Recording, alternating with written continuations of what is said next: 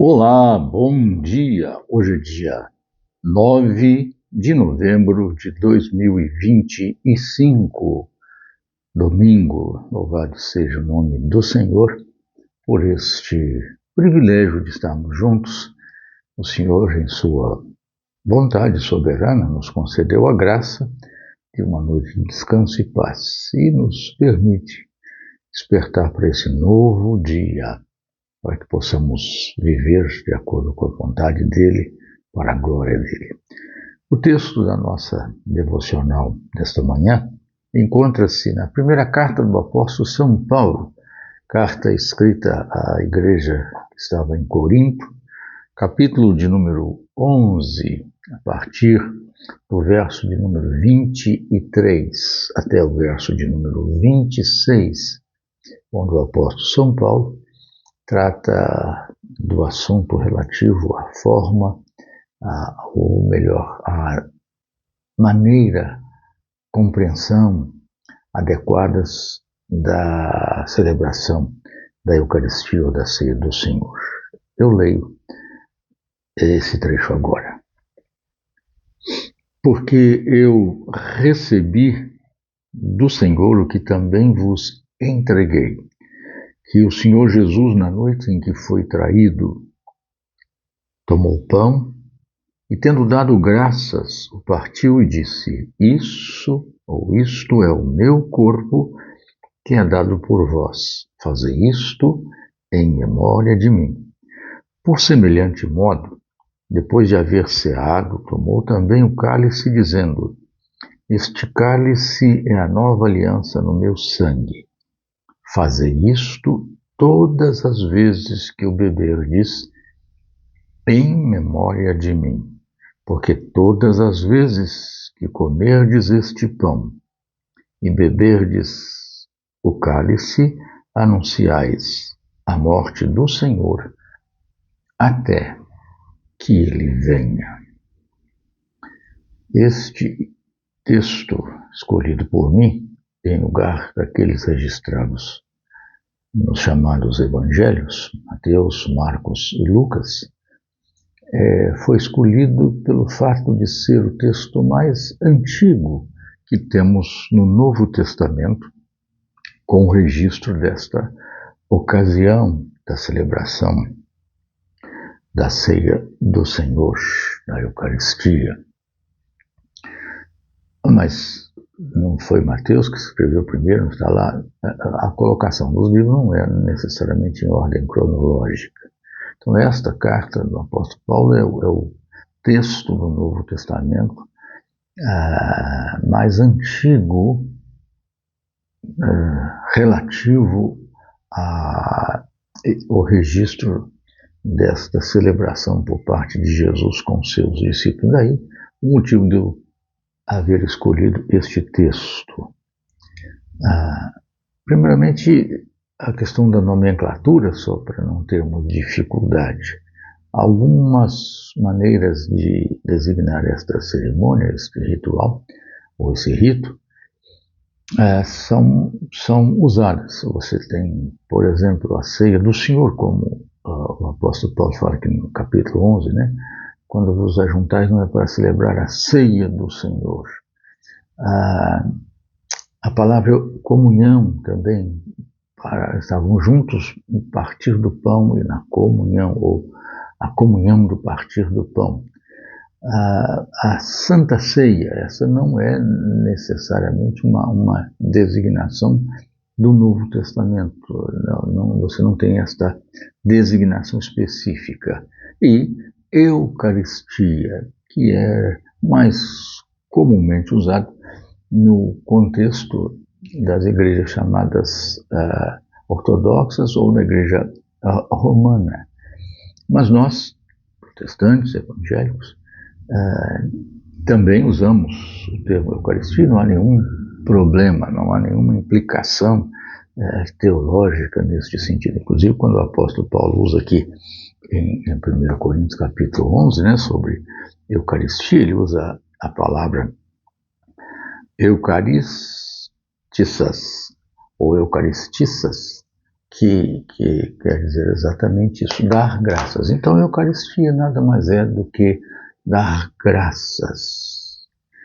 Então, quando você faz Eucaristia, você está dando graças. Então, não é necessariamente algo ligado à celebração da ceia, como se fosse, então, o nome dela. Se você vai agradecer o alimento na hora do almoço, no jantar, no café, enfim, então você vai fazer Eucaristia, você vai dar graças pela vida de uma pessoa, aniversário, uma celebração. Então vamos trabalhar aqui o nosso tema, a partir de hoje, sobre esta cerimônia, a Eucaristia. A Eucaristia é celebração. A Eucaristia é uma celebração, uma expressão que você tem para manifestar de alguma forma a sua gratidão. E especificamente com relação à cerimônia celebrada pelo Senhor Jesus, eu não vou aqui tratar de forma ou modo de praticá-la, de conduzi-la. Se o pão é um pão só, cada um tira um pedaço e vai passando. Se o cálice é cálice comum, possivelmente era cálice comum, porque havia apenas 12, 13 pessoas ali naquele ambiente. Então é diferente de você ter uma comunidade com 300, 400, 500. Dificilmente é cálice comum, mas isso é de só menos importância, isso não tem relevância de fato e de verdade. Não, todos têm que aguardar, segura o pão, segura o vinho, toma um, depois o outro, um de cada vez, ou então come o pão e logo em seguida toma o vinho, ou espera o celebrante, fica de pé. Isso é formalidade, isso não tem a menor diferença. Pegar o pão e comer, depois pegar o cálice, servir os dois juntos, um de cada vez, isso não tem, volto a insistir, relevância nenhuma. O importante é compreendermos aspectos relativos a este fato, de que a Eucaristia é realmente uma celebração. Celebração a Deus, dando graças. Compreender também que o Senhor Jesus, naquela noite, celebrou dois rituais. Foram duas cerimônias. Uma foi a celebração da Páscoa. Ele reuniu os discípulos. Onde vamos comer a Páscoa? Então, onde vamos comer? Comer uma Páscoa é uma refeição, cordeiro, pão ázimos, ervas amargas e tal. Eles celebraram como judeus ali a última Páscoa. Ou seja, fechou o ciclo, a velha aliança encerrou-se ali. E ele então celebra a primeira ceia do Senhor, a primeira Eucaristia, dizendo que agora já não se vai mais celebrar a Páscoa, que é uma cerimônia dos judeus, mas sim vai se celebrar a Eucaristia, que não é mais a morte de um cordeiro lá no templo, em Jerusalém, coisas desta ordem, mas sim a morte dele, de Jesus, o Cordeiro de Deus que tira o pecado do mundo. Então, o apóstolo São Paulo vai dizer que Jesus é o nosso Cordeiro Pascal, ele é a nossa Páscoa.